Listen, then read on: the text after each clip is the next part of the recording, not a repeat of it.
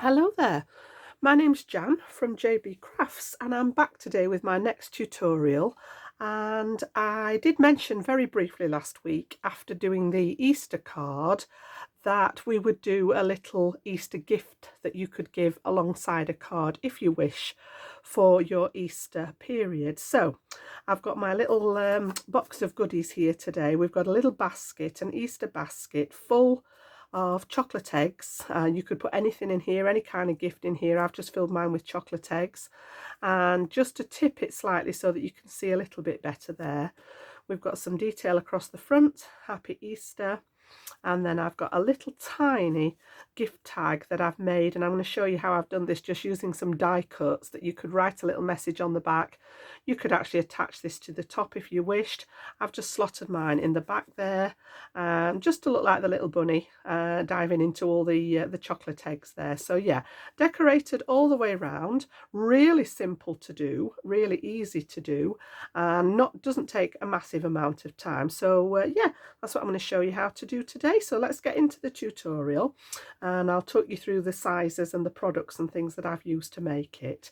So we'll pop that over to one side there, and I'm going to bring in my base card, which is simply a square of cardstock, and mine is 7.5 inches square.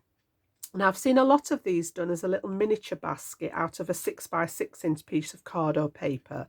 I wanted mine to be a little bit bigger, so I've gone for a number that I can divide easily by 3.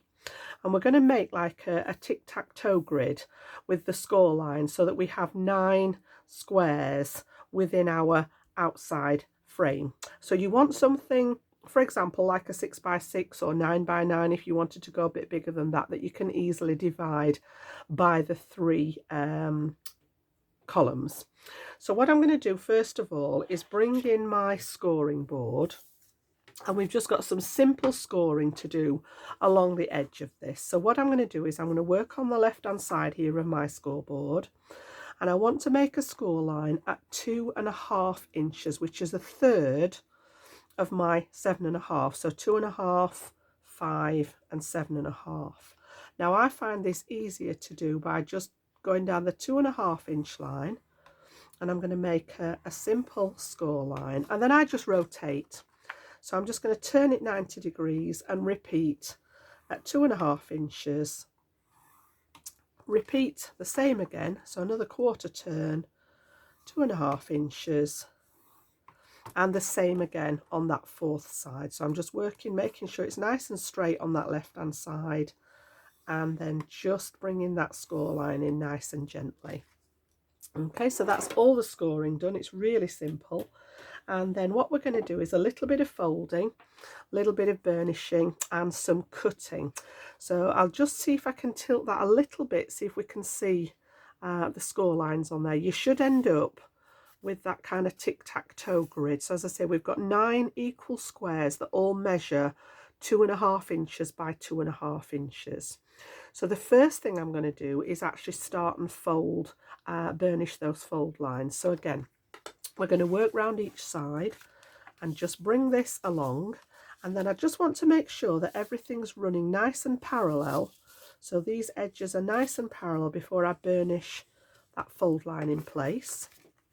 And then we're going to repeat that on all the sides. So again, just making sure that this edge runs nice and parallel and that you've not got any sort of skewy bits on there, and then just repeat it around all the 4 edges. So again, just making sure it's folded nicely before I burnish it, and then the last one onto there, and that should all fold in really nicely. So you can see now that we've got that 9 squares and we've got our folds in place. So the next thing that I'm going to do is take my scissors and we're going to cut into this. So I'm going to use my large scissors here, and any side, choose any of the sides to start with. And what we're going to do is we're going to cut up right along the score line, but we're going to stop when we get to that horizontal score line. So I'm literally going to go right up the center of the score line here, and I'm going to stop the minute I reach that horizontal score line that kind of bisects here. And then I'm going to move along and I'm going to do the same on the other side of that little square. So I'm actually freeing up 2 of the squares. So you can see here now that we've actually got these pieces all freed up along one side. And then what I want you to do is rotate a complete turn 180 degrees so that you've got these cut pieces on the opposite side, and we're going to work directly opposite it. So I'm going to do the same again, and I'm literally just going to pop my scissors right along the center of that score line and stop again when I reach that horizontal score line. And the last one, we're going to do the same again, nice and straight. If you prefer to do this, you could pop it in a trimmer. If you're not so hot with the scissors, you could pop it in your trimmer and just cut. So you want to free these edges so that we've got those pieces at the ready. And then what I did, just for a decorative element, I brought in my corner rounder, and I am just going to go round the 4 external corners there.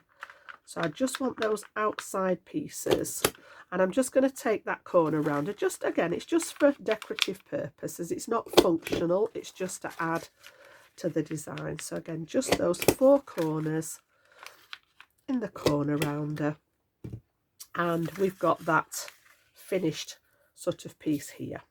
Okay, so it is as simple as this. If you have it ready, I've got my score lines. I scored it on the front here. I'm going to turn it so that this is the inside, and all we're going to do, these are going to be the sides of your basket, and then we're actually just going to bring these 2 up at an angle like so, and you can see already we've got the shape of that little basket. So just to help with positioning, I'm going to take my ruler, and on that central panel in between the middle one that we've cut here, I just want to find the center. So these should be about 2.5 inches, and I'm going to mark at 1, just a tiny little mark at 1.25. Flip it round, and then I'm going to do the same at this side. So the middle one from the ones that you cut, and I'm marking at 1.25, which is the central point of this width here. Now this is just a guideline so that when we bring these pieces up, I'm going to use that little point there to actually bring my sides in, and I'm going to bring them up so that they meet on that little central point like so. Okay. Now before I do that, I want to do some decorating, and I've actually jumped ahead with a little bit of this because I didn't want you to see me just sticking, corner after corner after corner on. So this is where we've got to. And if I bring in the one that I've actually started working on the inside here, you can see that I've got my cut edges just the same, the rounded corners, and on the inside I've started to inlay some patterned paper. Now again, this is optional, you don't have to decorate the inside. I just thought it added a nice little touch so that when people have emptied the basket, you've still got a little bit of pattern in there as well. So what I did was just chose a paper, and I've gone with a nice little it's almost got a little tiny glittery touch to it, a little pattern paper, and I've cut 5 of these that measure 2 1/4. So these have actually come 1/4 of an inch smaller. We said these were 2.5 inch squares, all the 9 squares that we made. I've come down to 2 1/4 so that I've got a nice little border all the way around. So I'm going to take that one out of the equation for a second, and then I've stuck 4 of these down, and I'm just going to go with that last one and stick this in the center. So this one's going to be my base, and again, you don't see a lot of this once you've got your decoration inside, but I just thought it's just those finishing touches in my world that just make the difference, especially if this is going to be gifted to someone. So that's the inside. I haven't bothered doing these outside edges because a lot of this is going to be covered up when we actually fold the basket together. Okay, so then if I flip it over again, I've started working on the external pieces. So I've gone for the 4 corners, and this one's got a slightly more patterned paper on here. This actually was covered in lots and lots of little Easter eggs. I will show you the pad I've taken that from actually. I was out shopping the other day, and this is actually from a shopping chain called The Range here in the UK, and you can see, you know, I mean, phenomenal price at £3.99 for 12 sheets of 12 by 12 papers, and they are all double-sided papers. So you've got 2 of each design. Lots and lots of Easter goodness there, because I didn't actually have as many paper pads as I have. I didn't really have anything that was particularly Eastery. I was very tempted to use the turquoise one, but actually landed on this one. Absolutely love the colour scheme in here. So really, really pretty. So that's where I've got my design papers from today. And what I've done is I've cut some craft card as a mat layer. A, this is helping to strengthen my basket, and B, it's just pleasing to the eye that we've got those mats on. I didn't bother matting on the inside, but I've cut my mat layers to 2 1/4 square here. I think I wrote those down for you guys here. Yes, so we've got the mat layers at 2 1/4 square, and then I've cut a piece of pattern paper that is just 2 inches square so that we can mat this on the top here. Now I cut this 6 times because I'm going to decorate what will become effectively, if I can just tip this one slightly, the sides of the basket here as well. I don't need to tip it too much because my eggs are trying to jump out. So you can just see on the edges here we've got a little bit of patterning going on here. So these 2 I've kept square. These are going to fit in here. And 4 of them, I used the same corner rounder as what I did on that base piece, just to curve one corner so that it followed the line of that base. So what we're going to do is we're just going to stick this piece onto the mat layer. And as I say, I've done some of this ahead of time off camera because I thought it was going to be pretty boring sitting watching me just sticking all these together and then sticking them all onto the base. I'd much rather sort of get into the educational aspect of it for you. So we're going to have one of those at that side, and then I've got another matching one that we're going to bring in to this side. So I've still got the 2 sides that we freed are still with no decoration on there because these are going to overlap. So let's get these ones stuck down as well. And I'm just using my construction glue for this because any of you that use the Galore all-purpose glue will know that it dries so rigid that it's almost like adding another layer of cardstock to your design. It really does strengthen, especially if it's a 3D project. I use it on my cards as well, but certainly for construction, it's a really good glue to use. It doesn't warp your cardstock either because it's a solvent-based glue. You don't get that warping that you get with a water-based glue like a white PVA glue. So yeah, very much a go-to glue here in my craft room. So you should end up with that down the 3 sides. This will be the base, the underneath of the box, and then we're going to bring these over to meet that little tiny mark that we made in the centre pieces here. Right, so I'm actually going to get my red line tape for this bit now. I'm just going to bring in some red line tape, and what I'm going to do is flip it over, and this side will stand up at a 90-degree angle, and then we're actually going to bring these sides over until they meet that little tiny centre mark that we made, like so. So I'm going to put tape just along the bottom edge here. So I'm going to use my red line tape, and on each of those corner squares, on the edge that's nearest to the centre, I'm just going to put a line of red line tape. And I'm using my 6mm here. So again, one on that side. And then I'm going to flip it round and do the same at this side. And that's the only glue that we need to fix it together. Now you can do this with a wet glue, but obviously when I'm on camera I want something that's going to give me an instant stick. I'm not particularly, especially with putting the basket together, I don't want to be sat waiting for it to dry before I can move on to the next step. So just burnish that liner, and then I'm going to take one side first and remove that liner tape from both pieces, and then we're going to lift up that centre and make a 90-degree angle there. And then if I just tip it so that you can see what I'm doing, I'm going to bring this one over the top and line this side up. So my tape is along this edge here. Line this side up with that little mark there and then stick that piece down. Okay.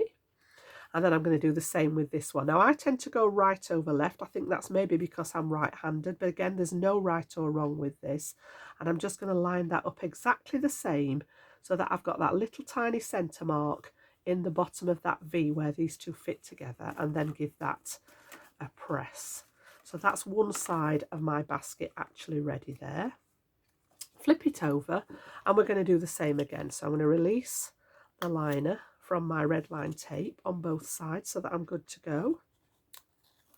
And then I am actually going to bring it up the same. So I've got my corner, my piece brought up to a 90-degree angle. I'm going to put the tape on this one across first on the left side and just again bring it to where that little mark was in the centre before I adhere it, and then the right one over the top and bring it into the same position there. Give it a good press down. If you want to pop inside, you can actually, I sometimes go in with my bone folder and just secure those pieces in place. Make sure that you've got all the air bubbles out of the tape and you've got a good fit. Now there is a little bit of movement here in the edges that isn't stuck down, and if that bothers you, you could drop a little bit of glue behind there. I'm not too worried about that because this is actually quite robust now, because we've got those mats and layers on and we've used that construction glue. It's actually quite a nice little piece, and you can see it's a good size there. So the next thing we need to do is create the handle, and that's partly why I've left this not stuck, because I'm going to drop the handle down in between those two edges to make sure that we've got a nice finish. So let's pop that to one side. We'll get rid of the liner off those, and then I'm going to bring in my pieces for the handle. So I've got a piece of that same cream cardstock that I made the base from, and this is the width of our A4. So this is 8 1/4 inches by 3/4 of an inch, and this is going to be the handle. Now I've cut this twice, and I've cut two pieces to stick together again with my construction glue, just to give it a bit more substance here for the handle. And then I've cut a piece of the pattern paper, and this is just a 1/2 inch strip that I'm going to stick along the middle here, just so that I've got a little bit of decoration that matches the sides. So again, I'm going to stay, in fact, I'm fibbing, I'm going to use my tape runner on this one just because I want to do a little bit of manipulation on the handle, and it needs to be dry. So again, I'm just going to run my tape runner down each side of there and add some glue onto that part. Okay, and then I'm going to centre this along, and I've just cut it a little bit longer so that I've got a little bit of room to play with. But what I want to do is just make sure that it's roughly, as best as I can, in the centre of that cream piece there, and then run it along so that you've got about an even border at each side. Give it a press down, and then I'm actually going to trim those pieces off the edge. I just find it easier doing it this way than actually starting out with a piece that's exactly the same length and struggling to get it lined up. So once we've trimmed those off, we've got our piece that's good to go now. Okay, now the reason I used the dry glue this time was because I want to take my bone folder and just manipulate a little bit. So a little bit like you do if you've ever curled ribbon with a pair of scissors. So a little bit like that, just to give it a bit of shape before we attach it to the box. So I want to create that curve and teach that cardstock what we want it to do. So you can see now, rather than it being straight, we've got that nice curved edge. And then I'm going to bring in my red line tape again, the same tape, and I'm just going to put a little bit on each end like so. So across one side, spin it round, and this is what we're going to secure it onto our basket. Now I did consider popping a brad through here to fix it on, but there is a lot of bulk. I've got 3 layers of card plus another 3 layers of card plus a mat inside. So to actually be popping a hole through here would have been quite challenging. So I've just gone with the tape, and what I'm going to do is where that bit's not quite stuck down, I'm going to drop the handle inside there and then just by eye center it in the gap and stick it inside so that we've got a nice finish on the inside there. You've not got any bits sort of like sticking out where you don't want them. So again, remove that liner, and I'm going to take both edges off because it's easier to do while it's flat rather than trying to do this while it was half attached to my basket. So yeah, we just need that other side to release off there. Come along, thank you. Stop misbehaving. And then again, so just I'm going down between where we folded that side in, there's a little gap where it's not actually stuck together, and I'm going to drop the handle just enough to cover the tape. I don't want to pop it too far in, and I'm just going to eyeball so that that V at the bottom here is about running center to my piece that we're popping inside. Give it a good press, flip it round, and we're going to do exactly the same at this side. So again, I'm just going to lift that piece and slot it inside, and again just make sure that it's about central with the pieces that we've stuck on the side. Give that a good press, and then your red line tape should be firm enough to hold everything in place. So that's the basis of the basket. And then the decoration, again, you know, can be very personal depending on what you're wanting to do, whether this is a gift for friend or relative, or you know, a child or a grandchild, depending on what you want to do on there. I chose to actually use some of my alphabet, so I've got this is a set that I've had a while now. Just bring you some card in so that you can see that, and it's I keep it all fastened together, and then I tend to just cut out pieces to fit over the respective letters and pass that through my die cutting machine. So what I did is I went through my little bag of scraps. I keep, it's not such a little bag anymore, I keep all my offcuts of my textured cardstock, all in rainbow order, in a little plastic baggie here. And what I did is I went through that and pulled out 3 colours that matched my paper. So I've got that apricot-y orange colour, I chose a pink, and then you can see that nice sort of seafoam green sort of colour, and those are what I'm going to create the alphabet with. So I've just cut pieces down to a size that I could manage on the die, and in my little Potter tricks again we have got some of the letters. I've got those ready done, so let's have a little look. We've got the E, and what it is I cut these out of the 3 colours so that I'd got a mixture along my little plaque that I'm going to put on the front. So I'm just going to try and get those out of there with my tweezers so that we can get them in the right order. And I've just repeated the colours on there. So I need my little happy as well. Pop those back for a second. And you can see here now we've got E-A-S, and then I've repeated the colours T-E-R. So it's a really nice, it's quite a funky alphabet, because I love the fact that on the E the line is higher up than the centre, but on the R it's lower down. So again, just appealed to me. I've had this quite a while now, and I've made a little tiny plaque. What I did was lay these out and work out roughly how much room I needed in order to have these sat at a nice distance to spell my word Easter. So I laid them out like so, used my ruler to measure it, and I needed about a 3-inch piece, and I think if I remember rightly it's 1.5, yeah, so 1.5 inches deep on the cream by 3 inches was enough to secure the letters. And then I've matted it again onto a piece of the craft card just to keep it in line with what we've already, and this is going to sit on the front here. All my papers and cardstock were inked as well. Any of you that know me well know that I love my inks, and one of my go-tos is the Distress ink in Vintage Photo. So it's a really nice one for just edging and sort of aging things. So what we're going to do then is we're going to stick the letters down, and for that I'm going to swap over to my tacky glue.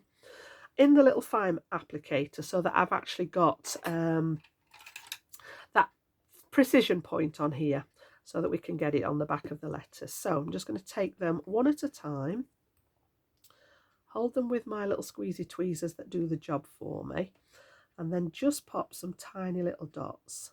Now again, you can put double-sided adhesive on the back of these if you wish. If you have the little sticky machine, you could actually pop them through there, through the Xyron machines, things like that. And then what I'm going to do, I know from when I did this one that my E wants to be quite close. I've got about just over an 1/8 of an inch at the edge. So I'm going to centre this one first. I'm going to grab my little ruler so that I can make sure it's straight. And I'm just going to pop this one by eye so that I've got about that distance here on the edge and about an equal distance top and bottom. So this is going to be sort of my anchor letter to get them all straight. So once I'm happy with that one, give that a press down. And then I'm just going to bring in my ruler here. That one just wants to move up a fraction. Very particular with things like this. Yeah, and then we're going to bring in the ruler so that I can sit the rest of the letters along that ruler there. I want to lift it onto the bottom, line it up, and then we're going to take each of the letters and pop them down.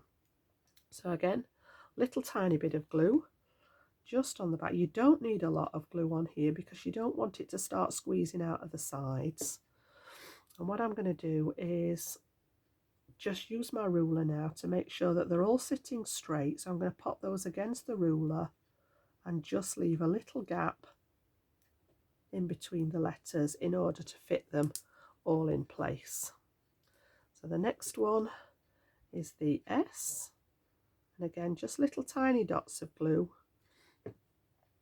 I've got my ruler still in place, and we're going to bring this one into play. And then the next one is the T. So I'm just repeating that. Make sure the ruler's still in position. Yep. And then we're going to go along here. And it's just a way of getting them positioned and nicely evenly sort of spaced. So the second E is going to go in here, and then finally we've got that R. Now I cut my letters twice. I cut them out of the scrap card that I'd chosen in the colour, and then I also cut them again in the craft card just to give them a little bit of substance. And then when I get to the end, I've got roughly the same kind of space at either side there. So what I tend to do then is just grab my acrylic block, pop that to one side and just pop the block on it for a second so that it gives it some stability while that glue's drying. So the next thing that I was going to do just while that's drying is show you how I made the little gift tag. So what I did was search through my stash for a selection of dies, and I wanted a circle. And I actually wanted a couple of oval dies, but I couldn't find one any smaller than this. So I've ended up doing a little bit of it by hand. And then I wanted a tiny circle. So I've got my pieces here. Just get those extra pieces out. So I've die cut the circle a couple of times out of leftover of the cream. This is the same as the base of the box. Die cut the circle a couple of times, stuck them together with that construction glue. And then I went round the edge of it again with my same distressing just to keep everything in line. And then I cut the oval a couple of times in the same colour cardstock, stuck them together again with the glue, distressed round the edge. And then what I wanted to do was create the effect of the back. We know that rabbits have those sort of really oversized back feet ready for jumping and hopping with. Now I couldn't find one that I wanted to use, so all I did, chose a little bit of lighter pink card, and I'll do it on this one for you just to show you what I did. Because my die has the cutting edge in between the piece of metal, what I actually did was take my pencil and just draw around the inside of the die. So I know that's going to be a fraction smaller because I've come in from the cutting edge here. It's only about a 1/16 of an inch. But then when I cut it out, I've also cut it out inside the pencil line just to make it that wee bit smaller, and ended up with the 2 pieces of pink to make those oversized back feet there. And then it was like, right, well, what do I want to put? I wanted to make it look as if these were the paws. So again, I brought in my single hole punch. This is just a little tiny hole punch. And I've punched out, same pink card, 6 of the little pieces, and just pop those on to make those little paws. So we're going to pop these on, stick them together. And because they're overhanging, I just want glue on that top section. So I've just kept my thumb in position here, so that I know not to put any glue at the bottom. And then what we're going to do is use this one as a positioner, and I just want to put them in here. I need to leave a little bit of room at the top to pop his tail in, and then we're going to do the same with this one. So again, just on the top 2/3, and then we're going to put this one on this side, so it just looks as if he's sort of leaping into that rabbit hole. And then I use the little circle to make my tiny little circle here. So it was just scouting through the nesting dies and finding ones that were the right size. And again, I've cut 2, stuck them together. I haven't bothered inking this one because we're actually going to cover it up. But again, I want to put glue on the base part of this. And then I'm going to stick that. This is actually going to be his little tail. Now, I must admit, confession time, I did have to go and raid my Toby's craft box because, funnily enough, I didn't have any pom-poms the right size. I wanted to give him a little pom-pom tail. So yeah, apologies to my Toby because I had to go and steal a couple of his pom-poms out of his craft box. And we're just going to pop this on here to give it a little bit of fun and dimension there. So again, I'm going to stay with that tacky glue there. Great for embellishments. If you've got your hot glue handy, you could use the hot glue. So I'm going to give that quite a generous coating there of the tacky glue, and then we're going to pop our little bunny tail on. And then just over to this side, I've got a little clip, and I'm just going to clip it together while we do a bit more work to allow that to adhere properly, and then we'll take the clip away. So that's my little tag done. So this one should be dry enough now. We can remove the block, and I've put some tape on the back of this ready, and I kept everything flat. I didn't want to create too much dimension on the side of the basket, but again, if you want to use foam pads on here, you can. So we'll release that liner again from the red line tape, which has now been very friendly. There we go. And then this one is going to go, and again, pick a side, you know, it doesn't matter which way around it goes. The pattern may be prettier on one side. It's like, I like that nice green egg, so I'm going to keep that one plain, and I'm going to stick this one. This has got a lot of sort of very similar shade on, so I'm going to put this on here, and I'm just going to line it up the best I can with the top edge of that craft card mat so that we're about centered. And then once I'm happy with that, give it a good press down. Now, for no other reason other than you know that Jan is obsessed with numbers, I've got the tiniest little piece here, okay, just because I can, and all my projects tend to have those numbers on. And what I'm going to do is, and it's not a relevant number to anything, it's just random, and I am just literally going to stick this in the edge of here. It should just pop down, yep, into the edge there, just because I can. And then just to finish off my greeting, I've got my set of stamps again. Let me just grab those for you to show you. These are Simply Sentiments, and again, I use these over and over again. They're a set that Crafters Companion brought out, and absolutely love that you can just make any particular greeting.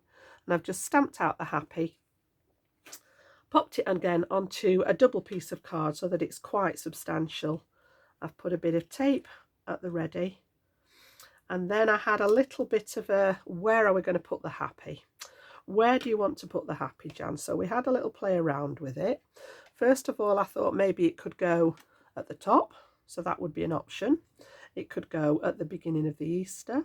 I tried all different places. I actually settled for putting it across the lettering because there's enough of the lettering left for you to be able to read the wording, and I just quite liked how that looked to have it as part of the lettering there.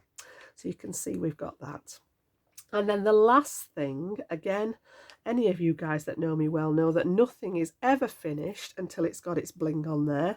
So I'm going to go with 2 sets of 3, and again I've been through my pearls and I chose the colours that matched the ones that I'd been using in the design. And I'm going to find my little sticky wand, which is hiding. Where have you gone? Should be in there. There it is. And I've just chosen, so I've actually got the green to match that lovely sea foam colour. I've got a nice pink one to go with the pink, and I've got like a corally colour was the closest I could get to the apricot. And I'm just going to go in sets of 3 there just to finish it off. Again, it's part of my kind of signature. All my designs have usually got some kind of either pearl or bling or something like that on it. Nudge those into place. Okay, so that's that bit. So you can see now we're just about sorted. We've got that gorgeous little decorative basket. You could add a bow. I did consider putting a bow on here, but I thought, right, just step away, Jan, because I am known for literally throwing everything in the craft room at my projects. But I thought, no, this is good enough now. We've got the basket at the ready. And then while I was out shopping in one of my local supermarkets the other day, one of our corner shops, I came across this stuff, which was great, just shredded tissue. And it was great for that sort of Easter. I think I probably use this for several things. It is literally just shredded, ready for gift wrap. So in my original basket, I've got lots of that in the bottom here. You can just see where the eggs have weighed it down a little bit now. These were also from the same store, just inexpensive little chocolate eggs that I filled it with. And then when we take our clip off here, our little bunny tail should be nice and stuck. And again, you could actually pop this on as a gift tag if you wanted to. You could pop a hole in it and clip it on as a gift tag. It could hang from the handle. All I did with mine, swap those over, was just pop it in the back here. It just looked as if that bunny had sort of completely dived into the basket there and he was rummaging through the eggs. So again, pop a little greeting on the back of here once I've decided where this one's going to go. And that is my gorgeous little Easter basket. So simple. It really was. When I saw this, it's not my own idea. I did see it on Pinterest, which I spend a lot of time perusing, and I thought, yeah, what a really simple idea and a very effective sort of finish with all the different decoration. It doesn't have to be for Easter. You could do this as a little gift basket. It would be nice to take a gift to someone that's maybe in hospital. And I just think, yeah, just something a little bit different. And then if I bring in, this is what I did last week, and you all love this, I must admit. So I've got my card at the ready, I've got my little Easter gift at the ready, and these are ready to give to the recipient when it comes around. So yeah, hope you like it. If you do like the video, consider giving it a thumbs up for me. If you haven't subscribed to the channel yet, I would love your subscription. I must admit, I am overwhelmed with how fast this has gone. Absolutely loving my time here on YouTube. Thank you again for all the support, and I will see you all very soon. Bye bye now.